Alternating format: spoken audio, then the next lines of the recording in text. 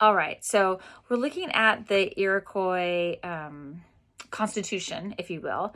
And one of the things that I asked you in the module is to kind of think about, like, where do you see some connections to the women who fell from the sky story that we started off with?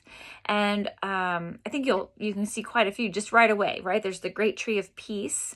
Its roots are going, west, north, south, east, like all the directions there. But again, that connection to nature. It talks about the leaves, the tree of the long leaves. At the top of the tree of the long leaves is an eagle who can see out. So there's the role of nature, the role of animals that we saw in the woman who fell from the sky. Also the role of women was evident in this Constitution that we also saw in the woman who fell from the sky.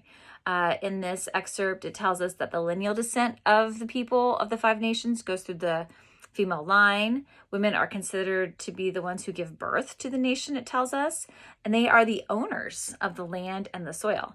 That's a significant point. We're going to see in our class, women won't even own their property. There'll start to be some married women's property acts in the 1840s, but they're not really throughout the whole United States until the end of our class in the 1860s. And even then, women might be able to come have the property that they bring to their marriage, but they don't own any wages. Any wages they make while they're married is not theirs. Yet in this community, women are the owners of the land and the soil.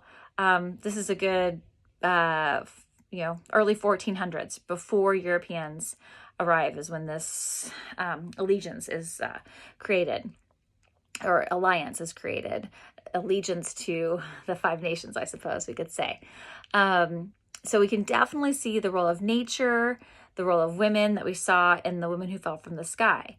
Now, the other thing to point out about this document is it does tell us a little bit about life before, again, Europeans arrived, in that there is an alliance that was formed among these five nations, which suggests that they need that strength, that other people want stuff that they have, and there's a need to maybe protect it. They note, though, that if we went through and counted, I think we see peace in here more than we see war. But there is the understanding that they're willing to wage war to ensure peace, right? They say here at the bottom that they will become warriors ready for battle to oppose those nations that have refused to accept the great peace. They'll welcome you in, right? They'll welcome shelter to people, they say, as long as they're obedient and they promise to obey. So they're welcoming, but you've got to go by the rules that we've set up. And then they do note that if they're under threat or under attack, right, they are willing to engage in war and also have strength in the alliance that they formed with one another. So again, this document's significant for a handful of reasons. We can see some of those themes that we saw in The Woman Who Fell from the Sky with nature and with women.